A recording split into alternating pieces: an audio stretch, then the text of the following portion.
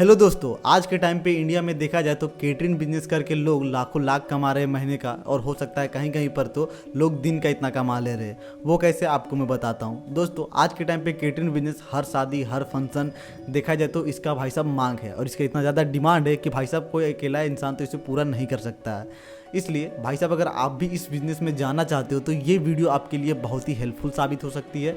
और मेरे ख्याल से अगर आप इस वीडियो को एंड तक देखते हो तो एंड में मैं आपको कुछ ऐसा बताने वाला हूँ, हो सकता है उसे जानने के बाद ये तो 100 में 99% है कि आपके बिजनेस में कहीं ना कहीं काम आने ही वाला है। तो चलिए हम इस वीडियो को बिना किसी फालतू बात के शुरू करते हैं और जानते हैं कि आखिर हम इस बिज़नेस को आखिर कैसे करना चाहते हैं, तो इस बिज़नेस को हम कैसे बढ़ा सकते हैं, और शुरुआती में आखिर हमें इस बिज़नेस में क्या क्या ध्यान देना चाहिए। किसी भी बिज़नेस को स्टार्ट करने के लिए भाई साहब पैसे तो चाहिए, और अगर आपके पास पैसे नहीं भी है तो एंड में मैं आपको इसका सॉल्यूशन बताऊंगा। दोस्तों, अगर आपके पास कम से कम इस बिज़नेस को अगर आप खुद के दम पे स्टार्ट करना चाहते हो तो मिनिमम मेरे ख्याल से कहीं ना कहीं आपको 1 से 2 लाख रुपए तक का इन्वेस्टमेंट करना पड़ेगा, क्योंकि इसमें आपको लोग हायर करना पड़ेंगे, आपको हो सकता है खुद का बर्तन भी मंगवाना पड़ेगा, क्योंकि भाई साहब अगर आप खाना अगर आप दोगे किसी को तो आपके पास कोई बर्तन तो रहना ही चाहिए, खाना तो देना पड़ेगा बर्तन में ही। तो भाई साहब आपको बर्तन में कॉस्ट जाएगा। सेकंड चीज़, अगर आप उसमें अगर आप खाना का अगर पूरा ऑर्डर ले रहे हो तो साथ में आप इसमें खाना बनाने का भी ऑर्डर ले सकते हो। तो साथ ही आपको खाना बना करके आप किस चीज़ में रखोगे, तो वो सब चीज़ का देखा जाए तो अप्रोक्स आसानी से 1 से 2 लाख रुपए अगर आप ले करके बजट ले करके चल रहे हो तो स्टार्टिंग आपका अच्छा खासा हो जाएगा, जो कि नॉर्मल लेवल पे होता है। साथ ही इसमें अगर आप अपने अंदर वर्कर रख रहे हो तो भाई साहब मैं बोलूँगा स्टार्टिंग में आप इन्हें सैलरी बेस पे तो ना ही रखो तो बेटर होगा, क्योंकि पता नहीं है कि स्टार्टिंग में ये बिज़नेस आपका उस इलाके में चलेगा या फिर नहीं चलेगा। ये डिपेंड करता है कि आपके एरिया के ऊपर। बहुत सारे आज के टाइम पे देखा जाए तो बहुत सारे ऐसे गांव होते हैं जहां पर आज के टाइम पे भी कुछ भी अगर फंक्शन होता है तो लोग घर के लोग ही खुद से भाई साहब अपना मतलब देखा जाए तो खाना बनाना से लेकर के खाना परोसने तक का काम वो लोग खुद करते हैं। तो इसलिए अपने इलाके को सबसे पहले ये ज़रूर देख लेना कि भाई साहब उस इलाके में लोग इस चीज़ का डिमांड कर रहे हैं या फिर नहीं। अगर आप एक ऐसे गांव में स्टार्ट करोगे भाई साहब जहां पर लोग खुद से ही सारा काम कर ले रहे हो तो वहां पर तो आप ऑब्वियसली है कि आप डूब जाओगे। इससे बढ़िया है कि आप किसी ऐसी जगह पे पहले देखो कि भाई साहब कौन ऐसा शहर या फिर कोई ऐसा सिटी जहाँ पर देखा जाए तो इस चीज़ का डिमांड हो। और अधिकतर देखा जाए तो ये आज के टाइम पे सिटी में बहुत ही चल रहा है भाई साहब। कोई भी इंसान शादी में खुद इंजॉय करना चाहता है, ये नहीं चाहता कि भाई साहब हम ही पत्तल चलाए हम ही पानी डालें। तो इस चीज़ का सोल्यूशन यहाँ पर देखा जाए तो ये आप अच्छे तरीके से इनका यहाँ पर कर सकते हो। सेकेंड चीज़ देखा जाए तो आपका इसमें मेन्यू बहुत ही डिपेंड करता है, क्योंकि आप मेन्यू अगर आप खुद से अगर आप बना करके दे रहे हो तो आप मेन्यू में क्या क्या ऐड कर रहे हो। ज़्यादातर देखो भाई साहब कि आपका जो वो एरिया है, लोग उस इलाके में क्या पसंद करते हैं, आप इन चीज़ों का सबसे पहले टारगेट कर लो, ताकि इंसान आपके पास छोड़ करके कहीं जाए ही ना। उसके बाद आप उसमें एक्स्ट्रा जो होता है, जैसे कि कुछ अलग जो कि अदर सिटी में चल रहा थोड़ा, मान लीजिए इडली सांभर वगैरह, तो वो एक्स्ट्रा में रखना है। बट उस इलाके में आप जहाँ पर स्टार्ट कर रहे हो वहाँ का आपको देखना है कि सबसे पहला बात कि उस इलाके में उस एरिया में सबसे ज़्यादा क्या चीज़ लोग शादी में खाना पसंद करते हैं, समझ रहे हो।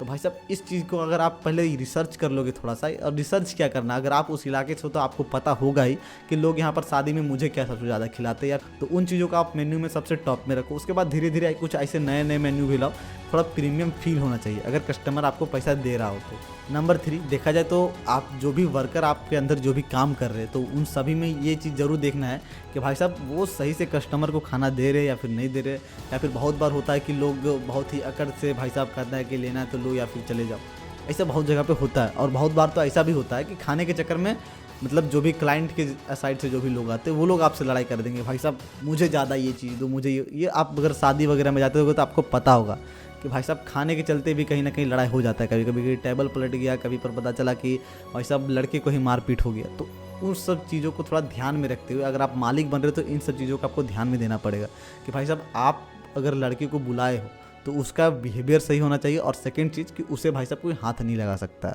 ठीक है। आखिर जैसा भी हो लड़का आप ही का जाने वाला है, तो जिन्हें भी आप वहाँ पर हायर करके बुला रहे हो तो उन लोगों का भी ये फील नहीं होना चाहिए कि भाई साहब वो किसी के अंदर में काम करे, उनके साथ आप घुल मिल के रहो तो वो ज़्यादा फायदे में रहोगे आप। क्योंकि ये आपका ऐसा बिजनेस नहीं है कि आप कोई ऑफिस वगैरह खोले हो या फिर वहाँ पर सुबह शाम ये मीटिंग वगैरह चल रहा है, ऐसा तो आपका वहाँ पर ऑफिस रहने वाला नहीं है। यहाँ पर आपके पास जो भी लोग आएंगे वो जो कि एक लोकल एरिया के जो लड़के होते हैं या फिर लड़कियाँ होती है वो लोग ही वहाँ पर आपके पास काम करने के लिए आएंगे। तो इस चीज़ का आपको ध्यान में रखना बहुत ही ज़रूरी है। एंड नंबर 4 भाई साहब क्लाइंट से पैसे के बारे में देखा जाए तो पैसा फंसना नहीं चाहिए, तो इस चीज़ का आपको ध्यान देना बहुत ही ज़रूरी है। कहीं ना कहीं लोग बहुत बार क्या होता है कि क्लाइंट बोलता है कि भाई साहब आप शादी खत्म होगा उसके बाद आप मेरे से पेमेंट ले लेना। उसके बाद लोग क्या करेंगे कि भाई साहब 2 दिन रुक जाओ, 4 दिन रुक जाओ, इसी करते करते हो सकता है बहुत बार तो सालों पार कर देते हैं। तो इसलिए अपना एक होता है ना रूल बना लो, नियम बना लो, एक पेज पेपर पेन पेपर में लिखवा लो कि भाई साहब या तो कम से कम मेरे को काम स्टार्ट करने से पहले 50% तो कंफर्म है कि मेरे को चाहिए। इतना आप पहले ही ले लो कि आप लॉस में नहीं जाओगे। इतना अगर आप पहले लेकर के स्टार्ट करते हो, अगर आप 50% पहले ही ले रहे हो, आप इतना दिमाग में रख लो कि भाई साहब मेरा बिजनेस इसके वजह से तो डूबेगा नहीं। अगर ये चीज़ आप पहले से ही करके रखते हो तो आप फ़ायदे में रहोगे। और अगर आप सोच रहे हो कि भैया रिश्तेदारी में जा रहे हैं, वो बोला है कि 2 दिन 4 दिन 5 दिन, तो आप इंसान के क्वालिटी के हिसाब से भी जाना। ऐसा नहीं है कि नहीं जाना, बट ये ऐसा बिजनेस है कि लोग रिश्तेदारी में भी बहुत सारे लोग आपको बुलाएंगे, बट वहाँ पर आपको पैसा फंसना नहीं चाहिए। आप ऐसे इंसान पे ट्रस्ट करो जो इंसान ट्रस्ट करने के लायक हो, और वो आपको थोड़ा बात करके ही आपको उन सब चीज़ों के बाद पता चलेगा। या फिर उन सब चीज़ों को कभी होता है ना, 50-100 रुपये दे के परख लो भाई कि वो इंसान देने लायक है या फिर नहीं देने लायक है, ठीक है। एंड लास्ट अब मैं आपको जो बताने वाला हूँ वो था भाई साहब, अगर आपके पास पैसे है ही नहीं तो फिर आके ये बिज़नेस कैसे करना चाहिए। तो आपको मैं बता दूं दोस्तों कि आपको यहाँ पर पैसे, तो ऐसा मैं नहीं बोल सकता कि इसमें आपको बिल्कुल भी पैसे नहीं लगेंगे। कुछ ना कुछ तो आपको पैसा लगाना ही पड़ेगा। 5,000 10,000 तक का तो आपको कम से कम रखना पड़ेगा। ये नॉर्मल है भाई साहब। अगर आप कहीं पर भी 1 महीने भी अगर आप जॉब करोगे तो आपको 5 से 10,000 इंसान कोई ना कोई आपको दे देगा, ठीक है। तो आपको इसके लिए क्या करना है कि सबसे पहले आपको 5 से जो 10,000 आपको जो भी मिल रहे हैं, तो भाई साहब आप उससे ये मत करो कि डायरेक्ट तो वहाँ पर आपको पैसा इन्वेस्ट ही करना है सामान वामान खरीदने में। आप ऐसा बिल्कुल भी मत करो। आप क्या करो, जो भी इस काम को पहले से ऑलरेडी कर रहे हैं, ठीक है, और आप क्या करो कि उनके मतलब अपना एक होता है ना बैनर वगैरह, स्टेटस वगैरह, लोगों को बताओ कि किसी को भी अगर शादी में अगर इस चीज़ की ज़रूरत है तो मुझे बताए, ठीक है। और आप क्या करो कि भाई साहब, मेरे ख्याल से आप समझ गए होगे कि मैं क्या बोलना चाह रहा हूँ, कि जो भी इंसान पहले से ऑलरेडी कर रहा है उससे आप कम दाम में बात कर लो भाई, इससे आप ज़्यादा प्राइस पे लो, और बीच का जो भी मुनाफा होता है उस चीज़ को आप बीच में रखो। अब उस चीज़ से जब आप धीरे धीरे करके आपके पास प्रॉफिट आने लगेगा, और उस चीज़ को जब आप धीरे धीरे देखोगे तो आपको भी समझ में आ जाएगा कि भाई साहब इस बिज़नेस में पैसा स्टार्ट डालना सही रहेगा या फिर नहीं रहेगा। या फिर ये भी आपको पता चल जाएगा कि भाई साहब आखिर इस बिज़नेस में कितनी सारी परेशानियाँ आती है। उस टाइम जो भी परेशानी आएगा वो बंदा संभाले, बट उस टाइम पर आप अपनी आंखों से तो ज़रूर देखोगे कि भाई साहब इसमें क्या क्या हो रहा है, क्या नहीं हो रहा है। तो इस चीज़ से आपका बहुत ही फ़ायदा हो गया, ठीक है। बट 5-10 हज़ार आपको इसलिए रखना बोलना क्योंकि भाई साहब जो भी बंदा आपके पास आएगा उसको कुछ ना कुछ तो आपको एडवांस देना पड़ेगा ना, और उससे आप 50% पहले से एडवांस ले ही लेना, तभी काम चालू करना। क्योंकि देखा जाए तो भाई साहब आपको कुछ ना कुछ, ऐसा नहीं है कि आपका पूरा पैसा हमेशा मिल ही जाएगा। कभी होगा कि पैसा फंस जाएगा, कभी हो जाएगा क्लाइंट बोला भाई साहब कि कल दूंगा, परसों दूंगा, 4 दिन 5 दिन, बहुत दिन बीत जाते हैं। तो इसलिए थोड़ा बुरे टाइम के लिए थोड़ा बैकअप प्लान कम से कम तो लेकर के चलना पड़ेगा। आप छोटे से ये स्टार्ट करो, बट स्टार्ट करो।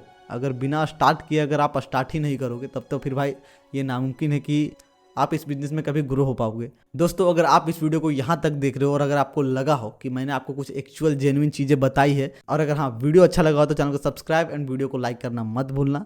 तो चलिए मैं मिलता हूँ फिर से एक नए वीडियो पर, तब तक के लिए जय हिंद, जय भारत।